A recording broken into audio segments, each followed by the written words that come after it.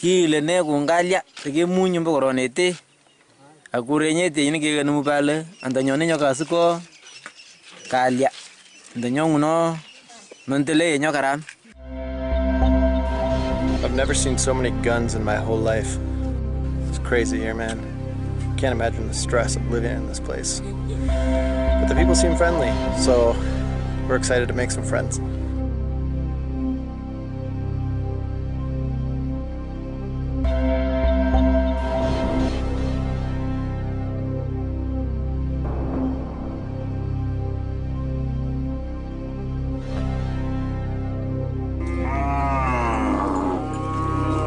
Tucked away in the northwestern part of Kenya is the nomadic tribe of Pokot, who live in a severely dry, hot land, which experiences long, dry spells throughout the year, making the living conditions for them and their cattle harsh and unbearable. You will not see any grass. It's just this bush and shrub, but there is no grass. So the cows are just malnourished, looking for anything to eat, which is not there. Magorona gunyini kala ko pegata tagi ngoga moti pegan naman ko mai kingane nagvede kibete ko lona eva gayar maindin to mami nyo ke maindin joge bunolon tolona patagi ngoga mai ai nalen jon japoronde nyale dini kalu kamai mingde le to minye mosanya nyo gam tan. However, there is a small part of Pokot which receives a low amount of rainfall once in a while, but it is not enough to support farming or better quality of animals. Subsistence farming has therefore become one of their ways to make ends meet. The area, covering approximately 6,000 square miles, has a difficult terrain, non-existent roads and poor general infrastructure, something that has made the area inaccessible to the wider mainstream Kenyan society. We're in the middle of the bush right now on our way to our final destination, Alale, where we're going to meet some more Pokot folks. We decided we were going to have a purpose-driven van all the way to Alale. Their next-door neighbors are the Turkana and the Karamojong of Uganda, whom they share a number of social activities, including the rearing of cattle. Wealth among the Pokot community is measured by the size of the herd one has. To them, cattle is everything and the very essence of their being. The animals can be used for food, payment of dowry, and in trading of goods and services. If your father see the 20 cows, for sure, he will not agree to return back that cows, because it's like their wealth. If a Pokot man has enough wealth in terms of cows, marrying more than one wife is a desire, for this is seen as a symbol of wealth and power.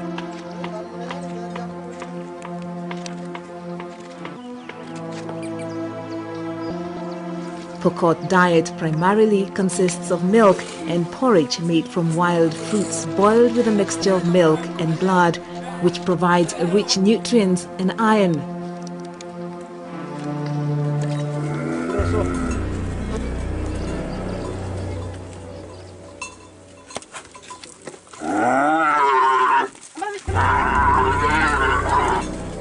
To prepare the blood, a special arrow is shot into the neck of a cow to drain blood without permanently causing harm to the animal.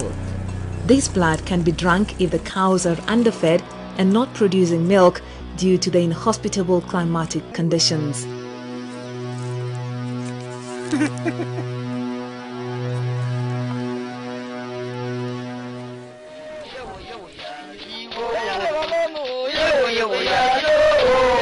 The community is governed through a number of age groups, during which a Pokot goes through their typical rites of passage.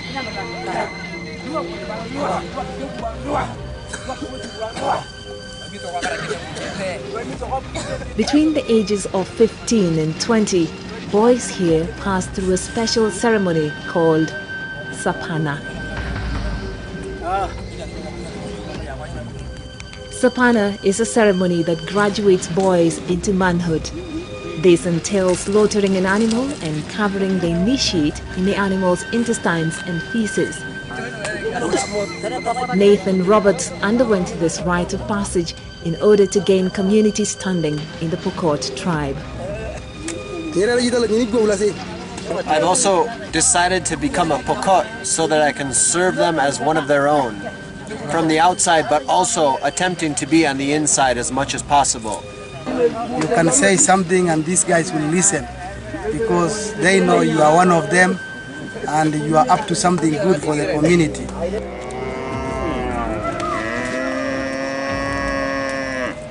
Life among the boys is also a harsh reality. They are introduced to grazing cattle at the age of 5 on pastures with little grass. Water sources are rare in the dry land, and wells and lakes are often places of tribal fighting. They search long distances to find water, and the few sources of water are used by both animals and people for washing and drinking, which is a health risk for the children who drink this contaminated water.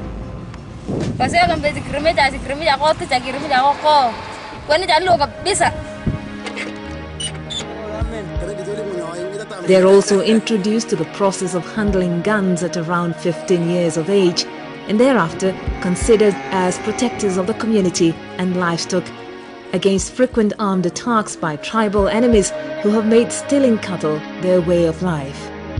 With these informal teachings, the boys are made fearless and ready to die for what belongs to their community.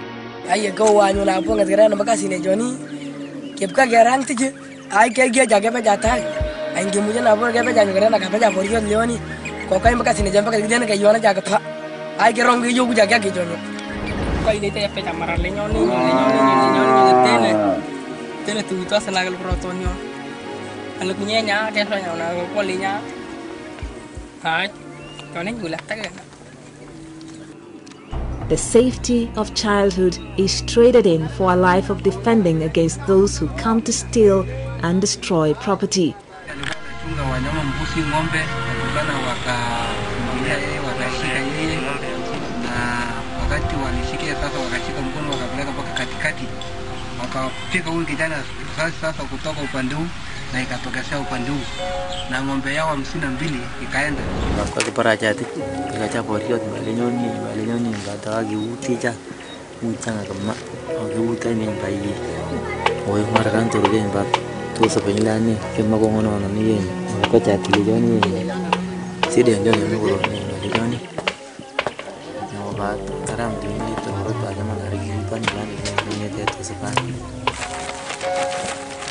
This cycle of violence leaves many wounded and dead, forcing the community to rely on national and international relief aid. In the perennial conflict over pasture and cattle rustling in this region, many people have lost the lives of parents, children, brothers, sisters, and animals are stolen. However, education among the Pokot is the art of teaching a child the traditional norms which must be observed at all stages of growth.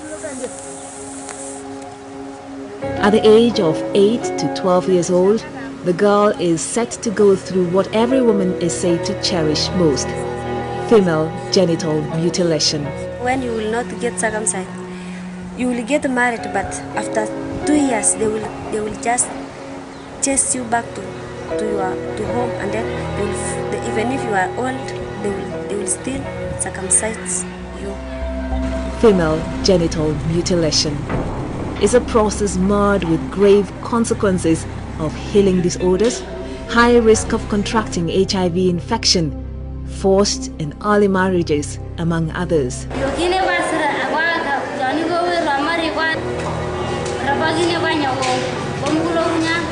She has vaginal prolapse. This one is affecting her so much because the cervix is exposed to the outside, so she has very difficult problems in passing urine.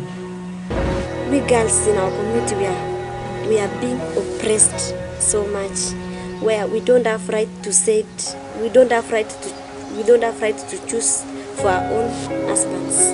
We are being chosen by our elders. Even me, I was given an old man to marry me. Even that man is not alive today. He's already dead. Such children who need care and protection are rescued every year, but the warriors relentlessly follow after them and bring them back to the backyards of the enraged suitors. Among this nomadic and pastoral community, meeting the Millennium Development Goal of a world fit for children is a far-fetched wish, since the children have limited opportunities to access education. They think that if you have a girl, you can get a lot of dowry, so they don't encourage girls to go to school. But for my sake, I got a chance because I became lame. I wish I could have left. I could not be at school. That's why now they say that let us take that one to school because she's useless. She cannot bring back dowry. Due to high illiteracy levels and attachment to retrogressive cultural practices, the idea of global child rights, universal free primary education, and other child issues is far from being realized here. Taking children to school among the Pokot is literally a strange phenomenon. Through education, this one will change. So we call for people, at least if they can build schools away from the prone zone area of cattle rustling, and then all the parents could be sensitized and take their children to where there is safety. Compelled by love, hope and faith in children, Nathan Roberts and his Kenyan friend Michael Kimpur decided to come to this place and discover the nomadic world, a land widely viewed by many as a wild west of Kenya. The values of those tribes have really become part of my own value.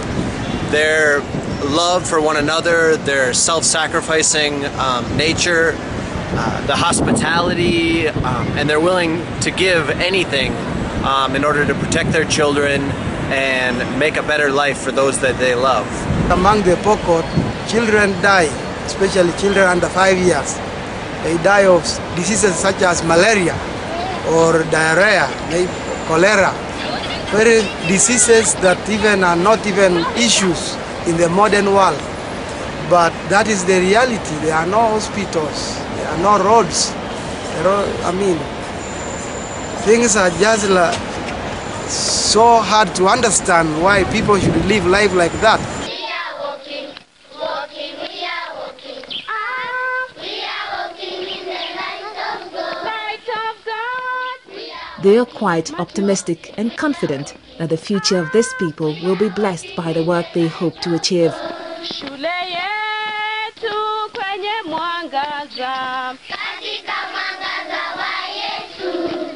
We want to build the daylight school, and so that we can get the children in and give them a place where they can grow and a place where they can access educational opportunities, so that through them they can be agents of change, agents for peace building in a place, of course, that has seen so much and intertribal fights and raids.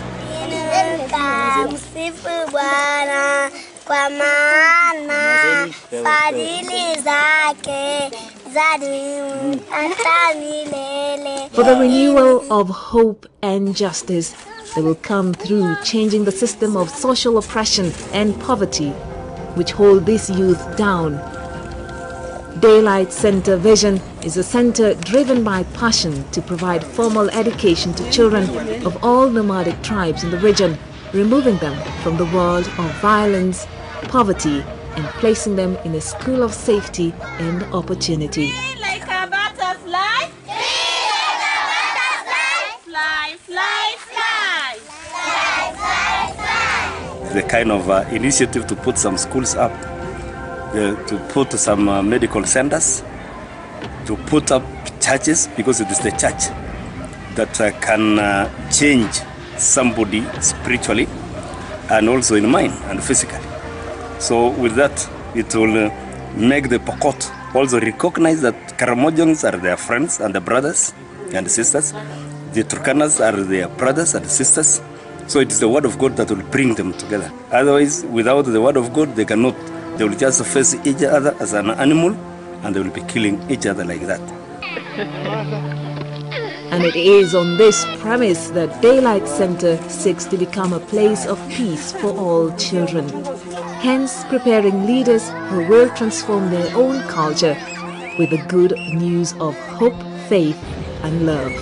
We want to invite you into this transformational relationship that we've built, so that you too can be transformed by the cultures that we have experienced and the culture of Daylight that we are creating, where children can grow up to be peaceful, loving, wonderful, educated young people who can transform this world.